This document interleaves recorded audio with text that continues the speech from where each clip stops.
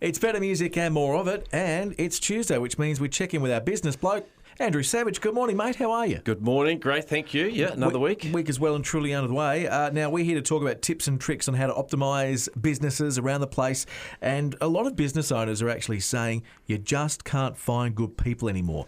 Is that true, and is it what people are saying to you? Well, yeah, 100%. It's one of the biggest challenges facing businesses is finding and keeping good people. There's something that stings a little bit, though, because what I do see is that for every business that can't find people and keep them, there's some that can. Well, we're just talking off air about a few people that have been caught up in the radio station. I went to a farewell dinner for a bloke that retired last Friday. He's been with the company for over 41 years. That's incredible. 41 years. That's unbelievable, isn't it? Yeah. But what actually attracts good people? What attracts good people? A clear vision, right? If you're a great business leader and you know exactly where you're going, and what we know about great leaders even throughout society and history is that people follow people who are really clear about what they're off to do. Right, so I guess, keeping people is important as finding them. Why do people leave at the end of the day?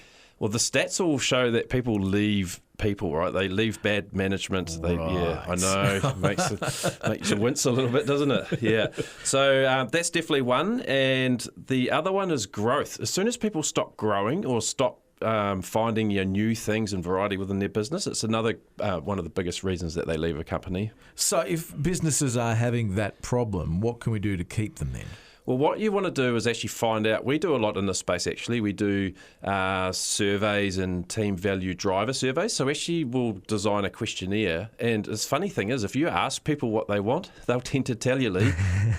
Exit surveys used to be quite big on the cards, didn't they, back in the day? Yeah, that's right. Yeah. So this is more like not an exit survey, but an actually what's going on right now survey. Yeah, okay. So you got that instant feedback. Yeah, 100%. And if you find out what your people want, it uncovers a lot of truths about your people, and it also helps you then go and recruit people as well, because then you know the type of people that are attracted to you. And managers can remain quite blinkered at times, can't they? Quite, tunnel vision, and don't really see what's going on the outside, so they kind of tend to go down the same avenue and get the same results. That's right. Yeah. The biggest belief out there, Lee, is that you have to pay top dollar to recruit people.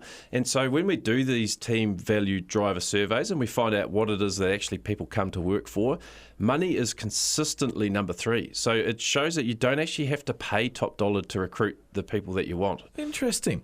So, again, we'd like to wrap up with what should owners do this week? Well, what you want to do is, I guess, like we said, ask your people what do they love? Why do they even come and work for you? And if you don't know the answer to that, then it's best to go and ask them. Another thing we actually do, have you ever been to a hotel or a motel or a place when they will ask you the question, how likely are you to recommend us to your family and friends? It's so funny. I stayed somewhere on Friday night. Everywhere I've stayed over the past 12 months, a couple of days after, it's how did you enjoy your stay? You have to rate everything these days, don't you? Yeah, it's exactly the same with our staff. So what they're actually doing is they know exactly what's important to people who stay with them.